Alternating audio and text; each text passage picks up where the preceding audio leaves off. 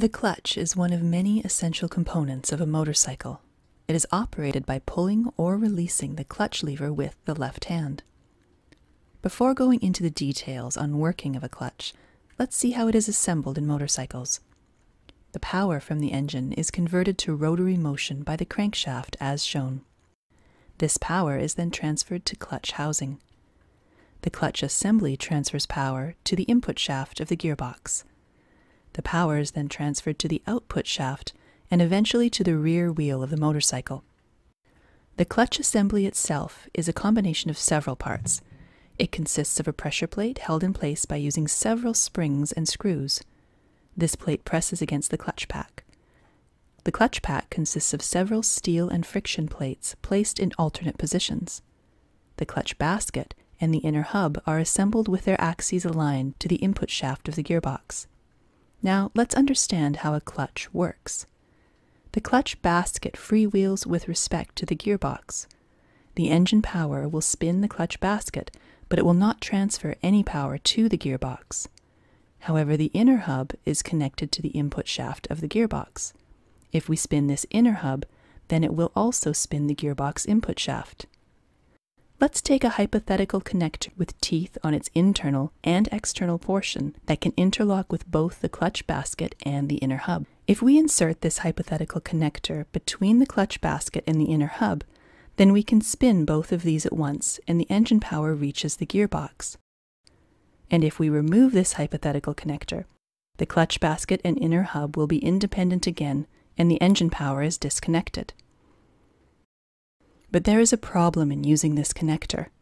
When the connector is removed, the inner hub spins due to inertia of the motorcycle rear wheel, and the outer basket spins due to engine power.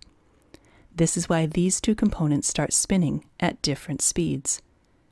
In order to interlock with both of these non-synchronized spinning components, the hypothetical connector will have to spin at two different speeds at the same time, which is impossible. For example, if it matches the inner hub speed, then interlocking this connector with the outer basket will be either impossible or too difficult. To eliminate this problem, the clutch pack is used in place of this hypothetical connector. Unlike our hypothetical connector, the clutch pack is a combination of separate circular plates. Let's take any two adjacent plates from the clutch pack. One of them is a friction plate and the other is a steel plate. The friction plate has teeth on the outer circumference, which always interlocks with the clutch basket and can slide sideways along this clutch basket. The plate spins with the clutch basket, but doesn't affect the inner hub.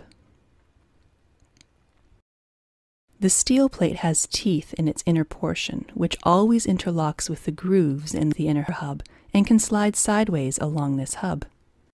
This plate spins with the inner hub, but doesn't affect the outer basket. As these plates can slide sideways, we can press them together, gradually increasing friction so that both of them start acting like a single unit, like our hypothetical connector. With this arrangement, if we spin the outer basket, the inner hub will also spin. This will eventually transfer power from the engine to the gearbox. Even if the plates are spinning at different RPM at first, the gradual increase in friction between them will eventually synchronize them. If we release the pressure, the two plates become independent. This will disconnect the inner hub with the clutch basket, and the engine power is disconnected. Several other plates are added to increase strength and surface area. Now let's understand how pressure on these plates are changed while riding a motorcycle. We use the pressure plate for this purpose. It has ducted attachments where a set of springs can fit in. A set of retainer bolts are screwed to the inner hub. This causes the spring to compress and apply force on the clutch pack, resulting in sufficient friction between the plates.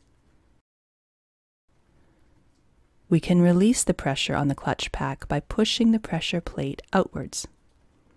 We can control this pressure by pulling or releasing the clutch lever. As the clutch lever is pulled or released, a cable or hydraulic system rotates an actuator arm as shown in the animation. This arm presses against the push rod towards the clutch. This rod goes through a duct inside the input shaft and pushes the pressure plate, releasing the pressure on the clutch pack. When the clutch lever is released, the springs again apply pressure to the clutch pack, as shown in the animation.